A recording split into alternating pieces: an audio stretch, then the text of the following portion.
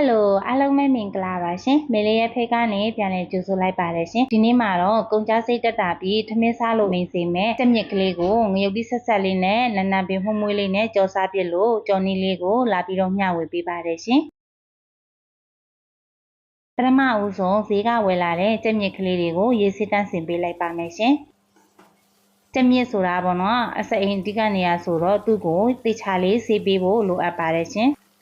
မေကတော့ထထခါခါလေးဆေးပေးထားလိုက်ပါတယ်ပထမဆုံးရိုးရိုးရေလေးနဲ့ဆေးချပေးထားလိုက်ပါတယ်ပြီးရင်တော့စားလေးနိုင်ထည့်ပြီးပေါ့နော်အညစ်အကြေးလေးတွေပြောင်းသွားတဲ့ဒီတူကိုနှဲဆေးပေးထားလိုက်ပါတယ်ရှင်ဒီကြက်မြစ်ကြော်လေးอ่ะပေါ့နော်ညှိနှမ်းနိုင်နေဆိုပြီးတိတ်ပြီးတော့မစားကြဘူးပေါ့နော်ဒါပေမဲ့မေလေးလောက်တလူမျိုးလေးလှုပ်စားကြည့်ပါ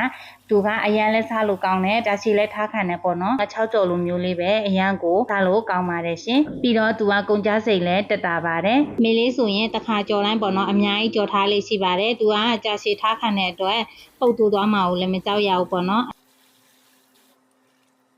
ကဲကြက်မြစ်လေးတွေကိုရေဆေးလို့ပြီးသွားပြီဆိုရင်တော့သူ့ကိုထည့်ပြုတ်ပါမယ်အရင်ဆုံးရေဆူအောင်တည်ပါမယ်ရေဆူလာပြီဆိုမှကြက်မြစ်ကလေးတွေကိုထည့်ပြုတ်ပေးလိုက်ပါမယ်ရှင်ကြက်မြစ်လေးတွေပြုတ်ထားတဲ့ချိန်မှာမေကကြော်တဲ့ထဲမှာထည့်ဖို့ကြက်တွင်နီလေးတွေကိုပပလေးလာလှိပေးထားလိုက်ပါတယ်ရှင်ဒီထက်မှာအကျော်ထဲမှာကြတော့ပေါ့နော်ကြက်တွင်နီမများလေးထည့်နိုင်ရင်ပို့ပြီးတော့စားလို့ကောင်းပါတယ်ဒါကြောင့်မို့မေကတော့ကြက်တွင်နီလေးတွေကိုမများလေးထည့်ထားပေးလိုက်ပါတယ်ရှင်ပြီးရင်တော့မေကကြက်တွင်ပြူလေးတွေကိုလည်းပပလေးလှီးပြီးတော့ထည့်ပေးထားလိုက်ပါတယ်ရှင်ပြုတ်ထားတဲ့ကြက်မြစ်ကလေးတွေကလည်းရပြီဆိုရင်တော့သူ့ကိုဆယ်ထုတ်ပေးလိုက်ပါမယ်ရှင်ပြီးရင်တော့အေးခံထားမယ်ပေါ့နော်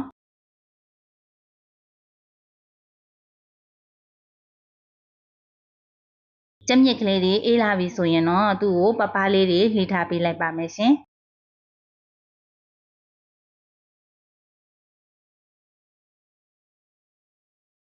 ကြက်မြစ်လေးတွေလှီးပြီးသွားပြီဆိုရင်တော့သူ့ထက်ကိုအရသာလေးထည့်ပြီးတော့နှက်ထားပေးလိုက်ပါတယ်ချက်သားမှုန်လေးအနှဲငယ်ထည့်ပြီးသူ့ကိုတေချာလေးအသားတဲ့ရတာလေးတွေစိတ်ဝင်တောင်းမှွေပြီးတော့နှက်ထားပေးလိုက်ပါတယ်ပြီးရင်တော့သူ့ကိုကြော်ပေးလိုက်ပါမယ်ရှင်အရင်ဆုံးစီထည့်ပါမယ်အကျော်ထဲမှာကြတော့စီများများလေးထည့်နိုင်ရင်ပိုကောင်းတယ်ပေါ့နော်စီပူလာပြီဆိုရင်တော့ကြက်မြစ်လေးတွေကိုထည့်ကြော်ပေးလိုက်ပါမယ်ရှင်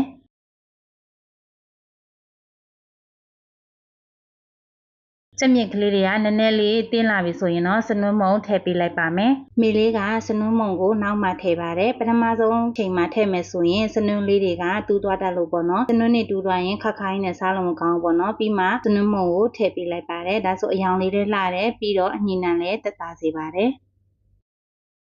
ကဲကြော်ရင်ဒီလိုမျိုးလေးကြက်မြစ်ကလေးတွေကဒီလိုမျိုးလေးကျွတ်လာပြီဆိုရင်တော့သူ့ကိုဆယ်ထုတ်ပေးလိုက်ပါမယ်ရှင်။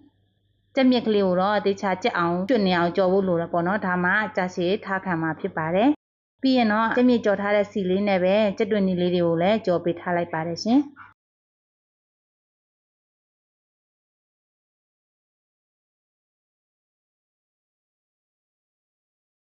ခဲကြက်တွင်နီလေးတွေကဒီလိုမျိုးလေးနွမ်းလာပြီဆိုရင်တော့ကြက်တွင်ပြူထည့်ကြော်ပေးလိုက်ပါမယ်ရှင်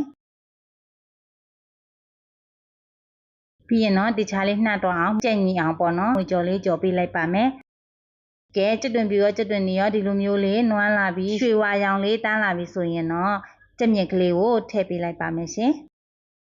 ပြီးရင်တော့သူ့ကိုအနှဲငယ်လေးမှွေကြော်လေးပေးထားလိုက်ပါတယ်ကြက်တွင်နီတွေမတူးသွားအောင်ပေါ့နော်တခြားလေးနှက်တော့အောင်မှွေပေးထားလိုက်ပါတယ်ပြီးပြီဆိုမှအရသာဆက်ပေးလိုက်ပါမယ်ရှင်စားလေးနှဲငယ်အချိုမုံနှဲငယ်ထည့်ပေးထားလိုက်ပါတယ်ငရုတ်တိကြက်မုံကကြတော့ကိုစားနိုင်တဲ့လောက်ထည့်ထားပေးလိုက်ပါမယ်ဒီနေရာမှာမေကဖွဲချမုံမရှိတာနဲ့ပဲအကြက်မုံလေးကိုထည့်ထားပါတယ်ပြီးရင်တော့နှစ်ပိုင်းပိုင်းထားတဲ့နန်းနန်းပင်လေးတွေကိုထည့်ပေးထားလိုက်ပါတယ်ရှင်နန်းနန်းပင်နှစ်ပင်လောက်ပေါ့နော်